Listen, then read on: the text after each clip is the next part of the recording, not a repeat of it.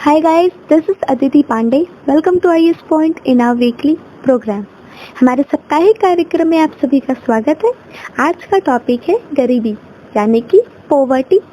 इसके अंतर्गत हम जानेंगे कि गरीबी क्या है, इसके कारण क्या हैं, इससे बचने के लिए सरकार क्या क्या उपाय कर रही है तथा उसकी हानियां क्या हैं और क्या क्या उपाय किए जाने चाहिए। हम अपने उपायों को किस तरीके से बेहतर बना सकते हैं जिनसे कि गरीबी उन्मूलन का कार्य किया जा सके और तेजी से किया जा सके। गरीबी क्या है? जब व्यक्ति अपनी बेसिक ज़रूरतों की आपूर्ति नहीं कर पाता तो इसे गरीबी कहते हैं। मसलन रोटी, कपड़ा और मकान, यही तो बेसिक ज़रूरतें होती हैं ना। भारत में उपभोग और आय के आधार पर गरीबी के स्तर का आकलन किया जाता है। इसके लिए हम गरीबी रेखा के कॉन्सेप्ट को अपनाते हैं। गरीबी रेखा आय के उस न्यूनतम स्तर को कहते हैं जिससे कम आमदनी होने पर इंसान अपनी बेसिक ज़रूरतों यानी कि बुनियादी ज़रूरतों की आपूर्ति करने में भी असमर्थ होता है। गरीबी रेखा को परिभाषित करना हमेशा से ही एक विवादित मुद्दा रहा है। साल 1970 के मध्य में पहली बार इस तरह की गरीबी रेखा का निर्धारण योजना आयोग के द्वारा किया गया था, जिससे ग्रामीण और शहरी क्षेत्र के लिए क्रमशः एक वयस्क के लिए 2400 और 2100 कैलोरी ऊर्जा की न्यूनतम दैनिक ज़रूरतों को आधार बनाया गया। बदलते वक्त के साथ इनके मानकों को भी बदला गया है। इसके लिए कई समितियों का गठन भी हुआ, जैसे अलग समिति, लकड़ावाला समिति, तेंदुलकर समिति एवं रंगराजन समिति इत्यादि शामिल हैं। 2014 में ग्रामीण इलाकों में 32 रुपये प्रतिदिन और शहरी इलाकों में 47 रुपये प्रतिदिन के हिसाब से गरीबी रेखा तय की गई थी। भारत में गरीबी के कारणों पर यदि ध्यान दें तो लोग गरीब इसलिए हैं क्योंकि उन्हें विकल्प चुनने की पूरी आज़ादी नहीं है। हमारे यहाँ गरीबी की असल प्रकृति क्या है, इसी की समझ नहीं है। भारत में गरीब क्या है और कौन है, इस पर ही एक आम सहमति नहीं बन पाई है। गरीबी राजनीति का महज एक मुद्दा ही बनकर रह गई है। कोई भी राजनीतिक पार्टी इस मुद्दे को पूरी तरीके से समाप्त नहीं करना चाहती। कृषि उत्पादन भी घाटे का सौदा साबित हो रहा है। गांव में आर्थिक गतिविधि में महिलाओं की भागीदारी का भी अभाव है। गरीबी दूर करने के लिए नीति आयोग ने एक रणनीति 2017 में बनाई तथा इसके तहत एक विजन डॉक्यूमेंट्री प्रस्तावित किया गया था, जिसमें 2032 तक गरीबी दूर करने की योजना बनाई गई। इसके अंतर्गत वो 3 चरणों में कार्य करेंगे। पहला, गरीबों की संख्या का सही आकलन। दूसरा, गरीबी उन्मूलन योजनाएं लागू करना और इन योजनाओं का निरीक्षण करना। 2018 में टास्क फोर्स ने भी यही कहा। सुमित्र बोस के नेतृत्व में एक मीटिंग हुई जिसमें गरीब उन्मूलन के दिशा में UNDP द्वारा 2018 व 16 तक की रिपोर्ट जो जारी हुई उसमें गरीबी कम होती दिखी है। MPI क्या होता है? मल्टी डायमेंशनल पॉवर्टी इंडेक्स, यानी कि बहुआयामी गरीबी सूचकांक। जो MPI है ये गैर आय आधारित आयामों यानी कि नॉन इनकम बेस्ड डायमेंशंस के आधार पर गरीबी का आकलन करते हैं ताकि गरीबी की स्थिति का अधिक व्यापक रूप से मूल्यांकन किया जा सके। 2018 के मुताबिक लगभग 27 करोड़ लोग गरीबी रेखा से बाहर आ चुके हैं।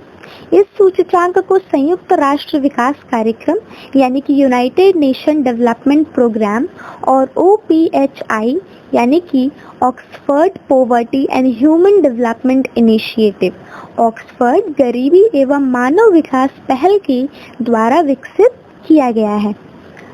गरीबी दूर करने हेतु अगर इसकी वर्तमान रिपोर्ट देखें MPI की, तो वर्तमान की 2020 में MPI की रिपोर्ट के अनुसार राज्यों और केंद्र शासित प्रदेशों की रैंक तैयार करने के लिए नेशनल एमपीआई तैयार किया जा रहा है। एमपीआई प्रदर्शन की निगरानी हेतु एमपीआई पैरामीटर डैशबोर्ड भी तैयार किया जा रहा है। ये डैशबोर्ड 5 बेंचमार्कों के आधार पर राज्यों में होने वाली प्रगति का आकलन करेगा। एमपीआई के कई सारे आकलन जो हैं उसके कुछ चीज़ों पे बेस्ड होंगे, जैसे कि आयाम, शिक्षा, स्वास्थ्य एवं जीवन स्तर। एमपीआई के संकेतकों, उप संकेतकों, आधार रेखा एवं वर्तमान स्थिति यानी कि न्यू आउटकम पे आधारित। इन्होंने SRAP नामक योजना भी आयोजित की है, यानी कि राज्य सुधार कार्य योजना, state reform action plan. MPI की इस योजना के अनुसार आवश्यक सुधार को लागू करने के लिए राज्य सुधार कार्य योजना को भी क्रियान्वित किया गया, जिसके अंतर्गत कई कार्य चरणबद्ध तरीके से होंगे। योजना के प्रदर्शन का मापन, संबंधित योजना को क्रियान्वित करने वाले मंत्रालय एवं विभाग की पहचान करना, विभिन्न मंत्रालयों एवं उनके हितधारकों से परामर्श करना। गरीबी दूर करने के लिए सरकार ने भी कई कार्यक्रमों की शुरुआत की है, जैसे कि राष्ट्रीय सामाजिक सहायता कार्यक्रम। भारत में सामाजिक सुरक्षा की दिशा में राष्ट्रीय सामाजिक सहायता कार्यक्रम के तहत कई लक्षित पेंशन योजनाओं के माध्यम से बुजुर्गों सहित विकलांग वर्गों, बच्चों, महिलाओं एवं विधवाओं को कवर किया जा रहा है। रोजगार सुरक्षा, भारत की ग्रामीण आबादी को महात्मा गांधी राष्ट्रीय ग्रामीण रोजगार अधिनियम के तहत 1 वर्ष में 100 दिन का गारंटीकृत रोजगार प्रदान किया गया है। मनरेगा योजना के तहत अब तक 136 मिलियन जॉब कार्ड जारी किए जा चुके हैं। आधारभूत सेवाओं तक पहुंच, आधारभूत न्यूनतम सेवाओं की पहुंच सुनिश्चित हो सके, इसके लिए निम्नलिखित योजनाओं को भी प्रारंभ किया गया, जैसे प्रधानमंत्री जन धन योजना, आवास योजना, प्रधानमंत्री जन आरोग्य योजना, आयुष्मान भारत योजना, आजीविका और कौशल संबंधी कार्यक्रम जैसे प्रधानमंत्री फसल बीमा योजना, राष्ट्रीय शिक्षुता कार्यक्रम, राष्ट्रीय ग्रामीण और शहरी आजीविका मिशन जैसे कदम उठाए गए हैं, जिससे गरीबी उन्मूलन हेतु सहायता मिली है तथा गरीबों की स्थिति में सुधार भी हो रहा है। लेकिन अभी भी वृहद स्तर तक सुधार संभव नहीं हो सका है। इसके लिए कई कारणों को जिम्मेदार भी ठहराया जा रहा है, जैसे कार्यक्रमों का लाभ उचित लाभार्थियों तक न पहुंच पाना, संपत्तियों का असमान वितरण एवं कार्यक्रमों का दोषपूर्ण डिजाइन जैसे कारक इत्यादि शामिल हैं। क्या किया जाना चाहिए? अगर देखा जाए तो किसी भी गरीबी उन्मूलन रणनीति का एक आवश्यक तत्व घरेलू आय में आई बड़ी गिरावट को रोकना होता है। दूसरा, राज्य प्रायोजित गरीबी और सुरक्षा योजना को सही सोच के साथ लागू किया जाना चाहिए। तीसरा, कई देशों में गरीबी को कम करने के लिए सशर्त नगद हस्तांतरण यानी CCT को भी प्रस्तावित किया गया है।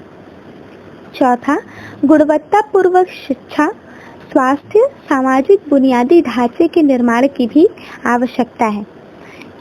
यूटिलिटी, विद्युतीकरण एवं ट्रांसपोर्टेशन की सुविधाओं के विकास पर भी ध्यान देने की जरूरत है।